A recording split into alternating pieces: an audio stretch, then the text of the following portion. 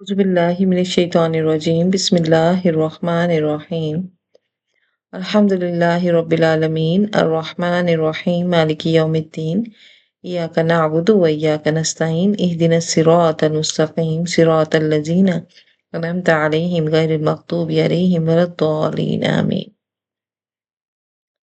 अस्सलामु अलैकुम व रहमतुल्लाहि व बरकातुहू। आज हम मद के असूल पढ़ेंगे। हम ये बात जानते हैं कि कुरान पाक में आवाज़ को खींच के पढ़ने को मद कहा जाता है। अब पूरे कुरान पाक में ये मद कैसी है? तो मद की तारीफ ये है कि मद का मतलब होता है आवाज़ को खींच कर पढ़ना, और आवाज़ को ये खींच कर पढ़ने की मुख्तलिफ मिक़दार हैं। इस मिक़दार के एतबार से पहले तो ये मद की मुख्तलिफ कंडीशंस बनती हैं।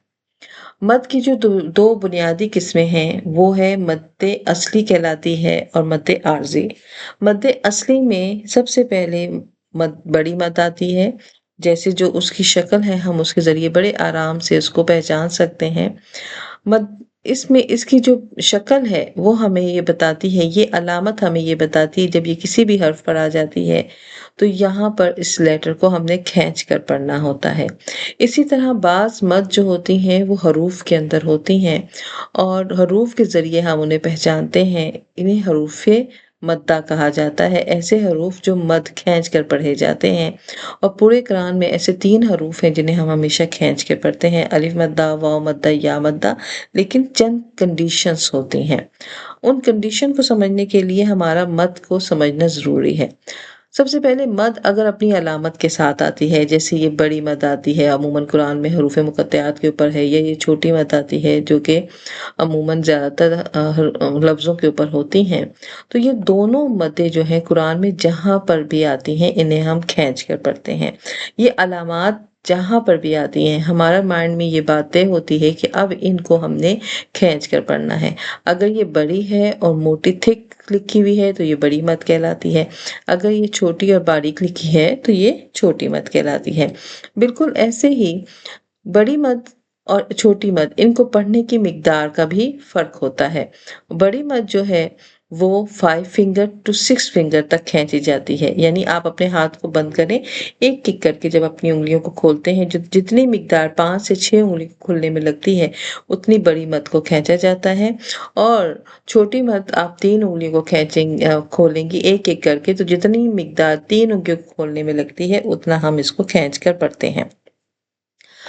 बिल्कुल ऐसे ही अब हम जानते हैं कि अगर हरूफों के अंदर जो मद होती है उसे हम कैसे पहचानते हैं। जैसे हमने अभी पढ़ा कि मद्दा जो है वो 3 है, अलिफ मद्दा, वाव मद्दा, या मद्दा। ये मद जो है ये बगैर किसी अलामत की होती है, इनके ऊपर कोई बड़ी मद छोटी मद की अलामत नहीं होती है, बल्कि हम इसे रूल्स के मुताबिक जानते हैं और समझते हैं।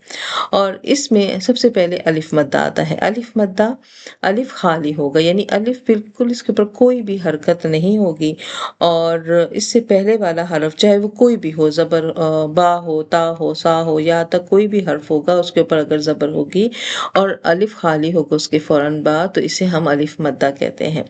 और इसके हम कैसे पहचाना कि अलिफ क्या था, खाली था और इससे पहले वाले हर्फ पर ज़बर थी, जैसे यहाँ पर क़ौला। तो अब इसका जो अलिफ है तो हम इसको क्या कहते हैं, ये अलिफ मद्दा है।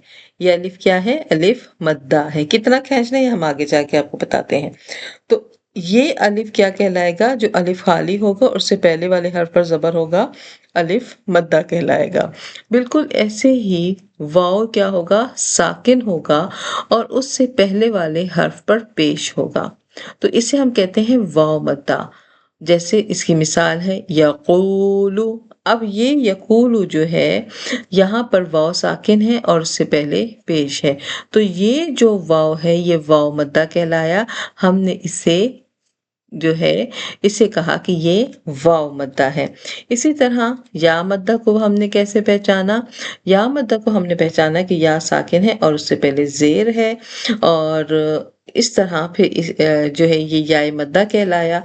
याए मद्दा में जो है जैसे या साकिन है और इससे पहले वाले हरफ पर क्या है, ज़ेर है, तो हमने कहा ये याए मद्दा है। याए मद्दा को हम हमेशा जो है ون فنگر کھینچ کے پڑھتے ہیں، اور یہ ایک طریقہ ہے یائے مدہ کا۔ تو یائے ساکن کیسے پہچانی؟ یائے ساکن یا ساکن ہے اور اس سے پہلے زیر ہے، تو یہ یائے مدہ ہے۔ اب یائے مدہ، اب ہمارے پاس کتنے مد آئے؟ الف مدہ، واو مدہ، یا مدہ۔ اس کو کیسے پڑھیں گے؟ اس کو ایک انگلی کی مقدار کھینچ کے پڑھیں گے، نہ بہت زیادہ اور نہ بہت کم، بس ایک انگلی کی مقدار، جیسے با، بو، بی، ٹھیک ہے؟ تو حروف مدہ کا جو ساؤنڈ لمٹس ہوتی ہے یہ ایک جیسی ہوتی ہے، اور ان کو ہم زیادہ لمبا نہیں کر سکتے، صرف ایک انگلی کی مقدار ہم نے جو ہے ان کو پڑھنا ہوتا ہے، اور ایک انگلی کی مقدار یہ ہے جس میں 2 حرکتیں آرام سے پڑھی جاتی ہیں۔ اب ہم جو ہیں اس کی عملی مشق کرتے ہیں۔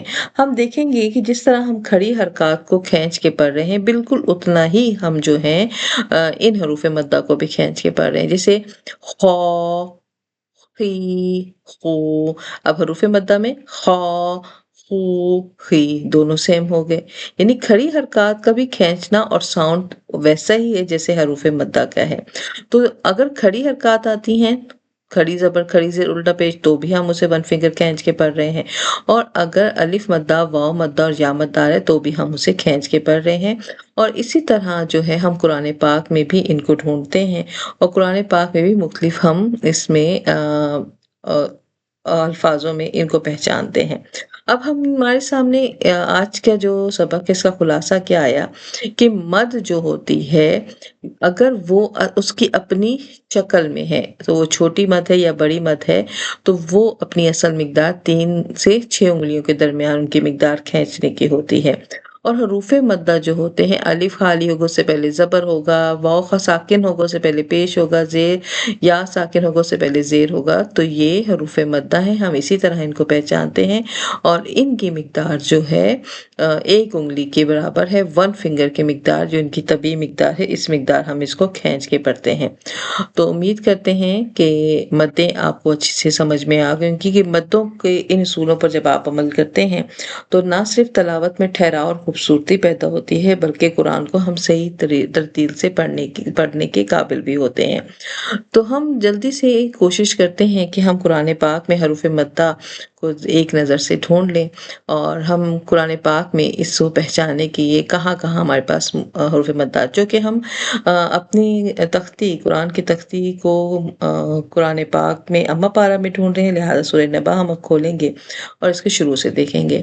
اب یہاں پہ دیکھتے ہیں کہ الف خالی ہو، اس کے اوپر کوئی حرکت نہ ہو، اس سے پہلے زبر ہو، تو یہ یہاں پہ آ جاتا ہے۔ یہ دیکھیے یہاں پہ دیکھیے الف خالی ہے اور اس سے پہلے زبر ہے، یہ سمبل مد آلریڈی اس کا اپنا ایک سائن ہے، تو یہاں الف مدہ، یہ ہے الف مدہ، ٹھیک ہے؟ الف خالی ہے اور یہ زبر ہے۔ مد ہمیشہ حرکت والے حرف پر ہوتی ہے، الف کے پاس چونکہ حرکت نہیں ہے تو الف خالی ہے اور اس سے پہلے زبر ہے، یہ کیا ہے؟ الف مدہ۔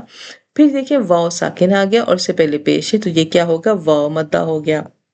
آگے چلتے ہیں، آگے کہاں الف خالی نظر آ رہا ہے؟ یہ نظر آ گیا، تو لیکن الف کے نیچے یہاں پر زیر ہے، یہ الف مدہ نہیں بن رہا۔